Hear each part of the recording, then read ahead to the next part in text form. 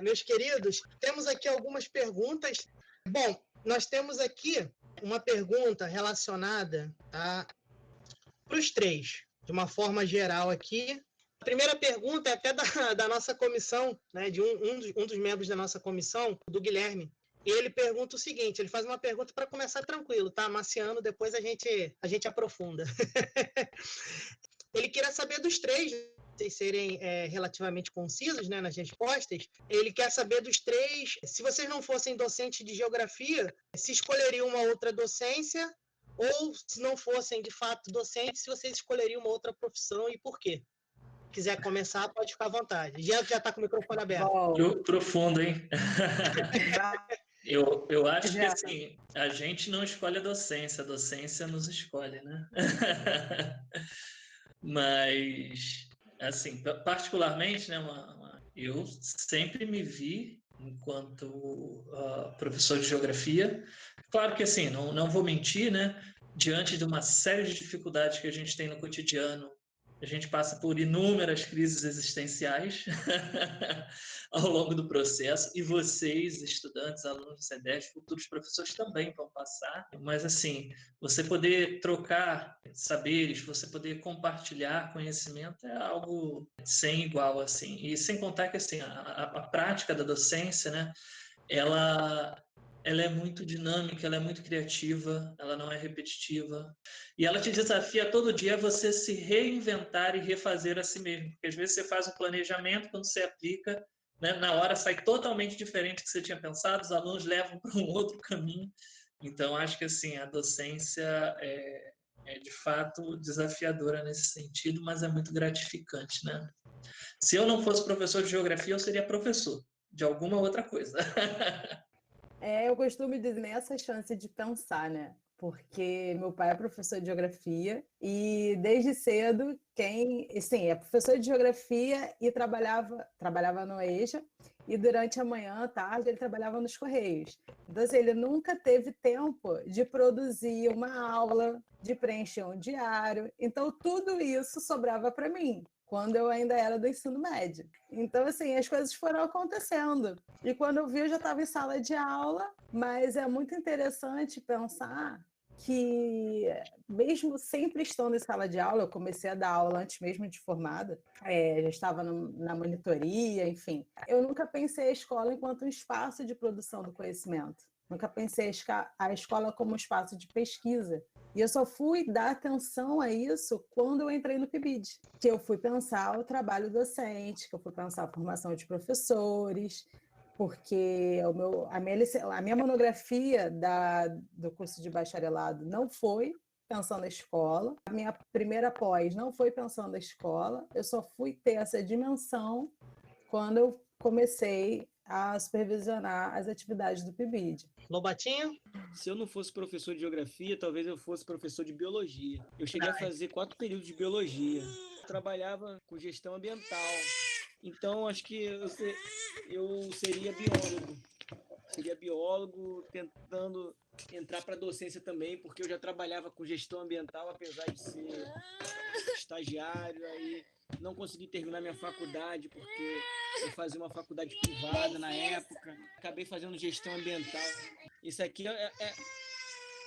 era a rotina do dia a dia, mas eu acho que eu seria professor também de biologia. Tem mais uma pergunta aqui, direcionada para a professora Luana. Não, está aqui, ó. Professora Luana, muitos alunos, especialmente das famílias mais pobres, precisam ajudar os pais na questão da familiar e provavelmente não retornarão à escola. Como você vê que a escola pode atrair esses indivíduos ao espaço para que finalizem seus estudos? Bom, específicas. Nesse retorno às aulas, um aluno falou para mim, foram 3 alunos para a aula. Por que você voltou para a escola? Perguntando para eles, né? Porque a diretora fazia o papel de incentivar os alunos a retornarem para a escola e eu pensando, cara, não faz isso. E aí eu perguntei por que eles estavam ali, mesmo sabendo que não seria todo dia. E ele falou assim, professora, eu prefiro vir para cá do que trabalhar com a minha mãe, porque eu trabalho vendendo sacolé na praia. E eu não prefiro estar aqui tranquilo do que estar trabalhando, né? Que não quer nada. E eu conversando com o professor dele, que foi meu aluno, que hoje ele falou: Luana, seu afilhado não fez as provas. E eu fui perguntar para ele por que ele não tinha feito as provas. Forma 24 horas por dia. Eu falei assim: Guilherme, como assim você perdeu a hora? Se você tem 24 horas para fazer a prova, se chega um calendário para você falando das provas. E aí eu perguntei. Aí ele foi e falou que estava trabalhando. Eu falei assim: você está trabalhando? Eu não estou sabendo de nada. E está trabalhando no iFood. E aí eu fui questionar para ele, né, por que ele estava trabalhando, se ele estava precisando de dinheiro, né, se eu poderia estar ajudando de alguma forma, porque aquele trabalho estava prejudicando, né, as atividades escolares dele. Aí ele justificando que precisava de dinheiro, que ninguém dava dinheiro para ele, enfim, e tentar converter essa situação, mostrando para ele que agora é o momento de estudar, que daqui a pouco, né, ele vai precisar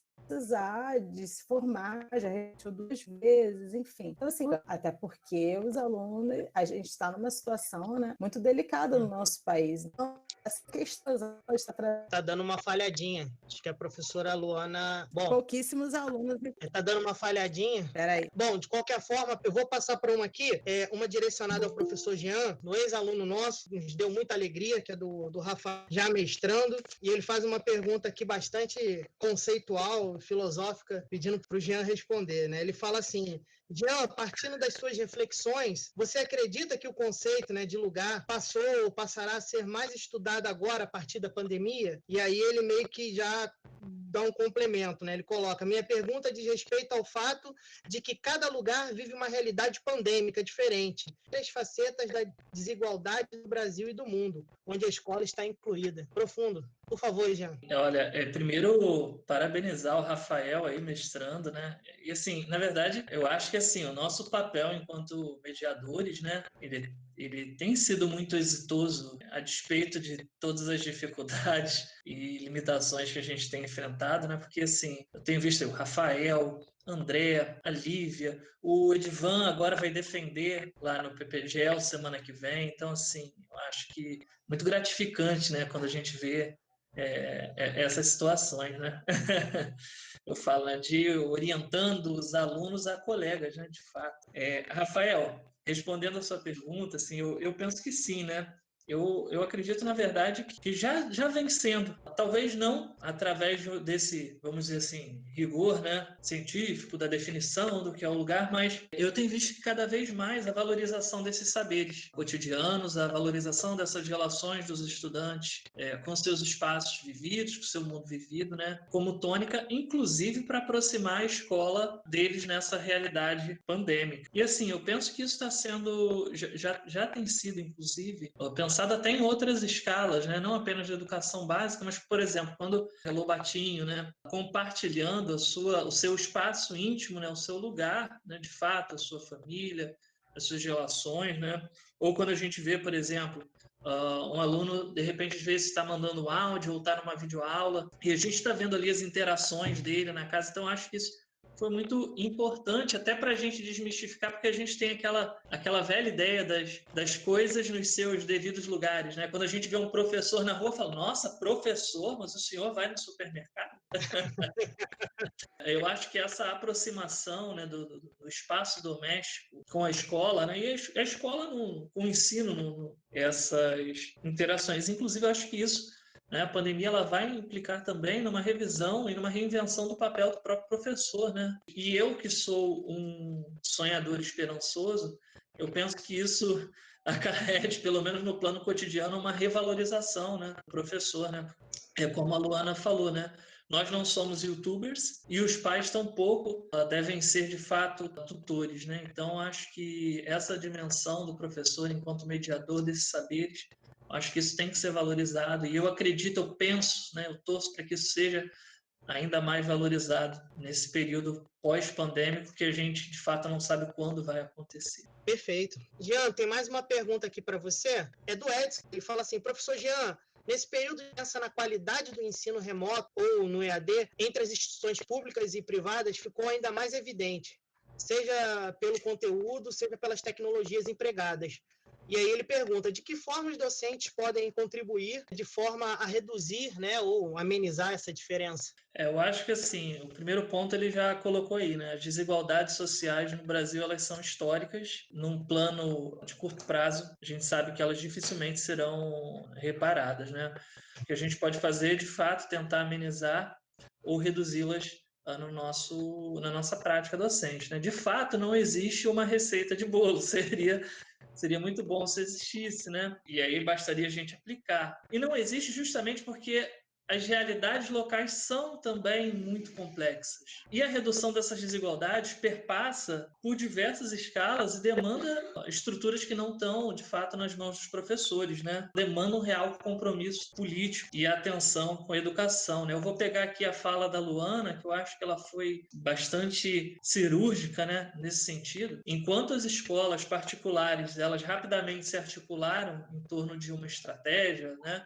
É claro que a gente sabe, muitas vezes, se utilizando de um assédio moral e de jornadas abusivas, né, sobre os professores, a rede municipal do Rio de Janeiro, até hoje, dia 10 de dezembro, não definiu um plano estratégico. Então, assim, a retomada das aulas, ela não veio acompanhada de um plano estratégico. O que a gente vai fazer com essas aulas? O que a gente vai fazer com esses alunos nessas últimas semanas, né? E ficou tão escancarado o papel político da escola nesse sentido, que a gente viu poucas semanas após o segundo turno, ele ceder à pressão, né? E fechar as escolas. Então, assim, eu acho que para resolver isso, a gente tem que perpassar por diversas escalas. Mas pensando aqui no papel do professor, né, no que o professor pode fazer, eu acho que assim, alguns pontos são interessantes. O primeiro é repensar o currículo, né? Muitas vezes a gente bota o currículo embaixo do braço, né? Um currículo que é muitas vezes inchado, e nesse contexto a gente precisa sim repensar isso, né? O que a gente está ensinando, de que maneira o que a gente está ensinando está articulado com aquela realidade daquele educando, de que maneira isso que a gente está ensinando tem relação com o contexto vivido dele, né? Então a gente precisa cada vez mais, como eu disse na minha fala, valorizar esses saberes cotidianos. Eu acho também que é fundamental a questão do plano estratégico que tenha justamente isso em mente, né? O papel da escola não apenas como massa de manobra política e que observe todas essas questões e essas realidades, né? A gente pega, por exemplo, o caso da educação municipal, turmas superlotadas, professores fragmentados em diversas escolas. Eu sou 40 horas, mas eu estou em uma única escola de turno único. Consigo ter contato, então eu conseguia me articular melhor e conhecer melhor um pouco a realidade deles, e a gente sabe que essa não é a realidade da educação básica, né? Nem municipal, né? Brasileira, e especialmente educação pública. E, em último, acho que a Luana também já deu uma resposta nesse sentido, que é a valorização de distintas plataformas e de se utilizar da linguagem desse educando. Então, acho que a gente tem que partir para diversas plataformas. Se com essa turma funciona bem o grupo do WhatsApp, a gente parte para o grupo do WhatsApp, que inclusive é uma das estratégias que eu tenho utilizado, né? Se é o YouTube, a gente vai para o YouTube. Se é o Insta, né? A gente vai ali para o Insta. Se é o Facebook, então acho que assim, é claro, né? É o papel do professor dominar todas essas ferramentas? Não, mas penso que, diante desse cenário, tentar essa aproximação com os nossos educandos por meio de distintas plataformas seja um meio possível para a gente conseguir, pelo menos, amenizar e promover essa interconexão. E, Jean, só complementando a sua fala, né, o que eu percebia, porque assim, no momento que eu não tinha um plano do que deveria ser feito, ou como a gente iria agir nessa pandemia, que muitos professores não fizeram nada, e não fizeram nada do início ao fim. É verdade. Sim, a gente tinha aquela questão de daqui a 15 dias vai retornar às aulas, daqui a 15 dias vai retornar às aulas, e o negacionismo, tipo, se ninguém pode acessar, logo eu não vou fazer nada. Sendo que esse não fazer nada durou por muito tempo para uma grande maioria da rede. E os nossos alunos aderiram. Foi uma situação muito delicada, porque não construiu neles também uma cultura dessas atividades que foram sendo feitas por um grupo de professores, né? E, inclusive, né, apenas assim para complementar também, né, a dificuldade e os ruídos de comunicação entre a própria equipe docente, que, por exemplo, um está usando uma plataforma, o outro está usando outra, o outro está usando outra, um está adotando uma determinada estratégia, outro está adotando uma outra metodologia. E aí eu volto naquela questão, né? Necessidade de um plano estratégico. Com certeza, gente.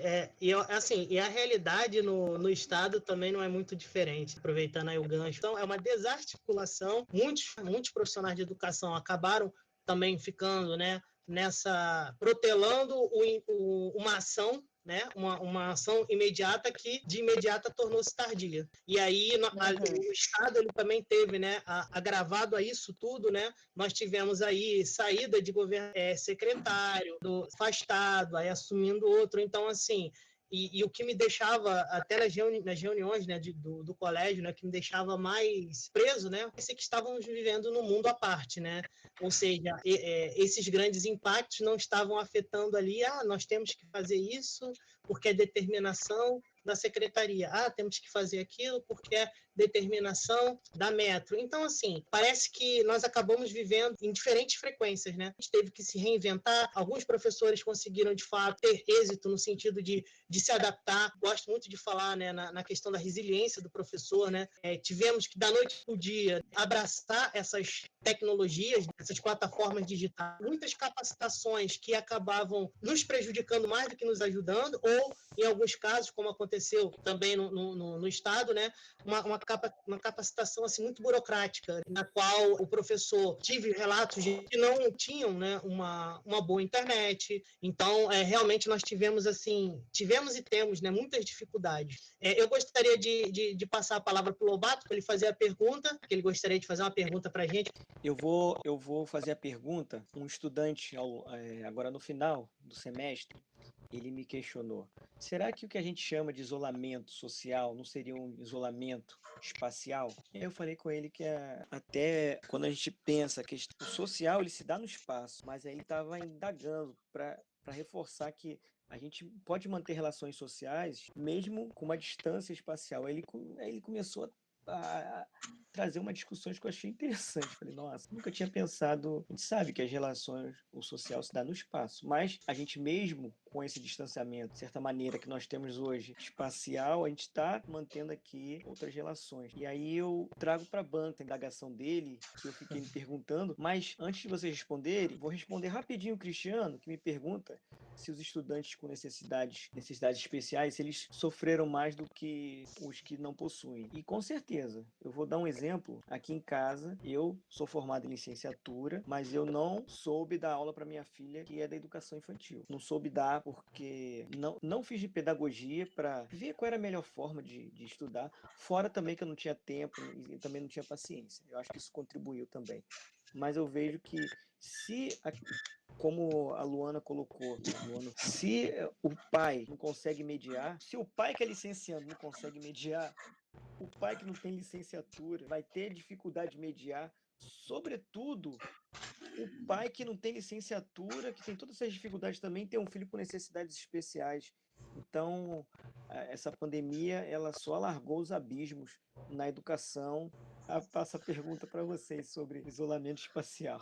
Respondendo aí meu amigo Lobatinho, né? Eu acho que ele já deu a própria resposta à pergunta a esse aluno, né? O espaço, remetendo aí ao Lobatão agora, não ao Lobatinho, né? De acordo com o Roberto Lobato Correia, o espaço ele é meio, produto e condição da ação, da prática e das relações sociais, né? Nessa medida, se há uma estratégia de isolamento social, né? No sentido de que mantermos fisicamente afastados, distanciados, há também, de fato, um isolamento espacial. Mas aí, Lobato, da mesma forma como a gente reconfigura as nossas relações sociais através do mundo virtual, a gente também reconfigura os nossos espaços, os nossos lugares e os nossos territórios por meio desses espaços virtuais, né? Por meio dessas plataformas virtuais, né? O que é você pensar, por exemplo, eu sou da época, obviamente, eu não sou tão velho, mas eu sou da época dos grupos do Orkut, né? Verdadeiros territórios, né? Quando a gente, por exemplo, realiza uma festa de aniversário por videochamada, aquilo não é só uma reconfiguração das nossas relações sociais, mas uma reconfiguração das nossas lugaridades também através do virtual, né? Então, eu acho que eu penso nesse sentido, né? E é interessante pensar também esses novos espaços das relações de trabalho, porque o WhatsApp virou a extensão do seu trabalho. Se você não tiver de prontidão respondendo, você está negligenciando o processo, você está negligenciando o aluno, você está negligenciando a sua coordenadora. E numa escola particular, isso é ainda mais delicado. Porque, por exemplo, eu sou professora horista. Eu trabalho na escola quarta e sexta-feira, teoricamente. No remoto, eu trabalho todos os dias. E assim, ao longo do tempo, hoje eu tive uma conversa de 1 hora com o meu coordenador, que é meu amigo, e ele falou assim: Luana, a gente tem que pensar uma estratégia para você aprender a dizer não.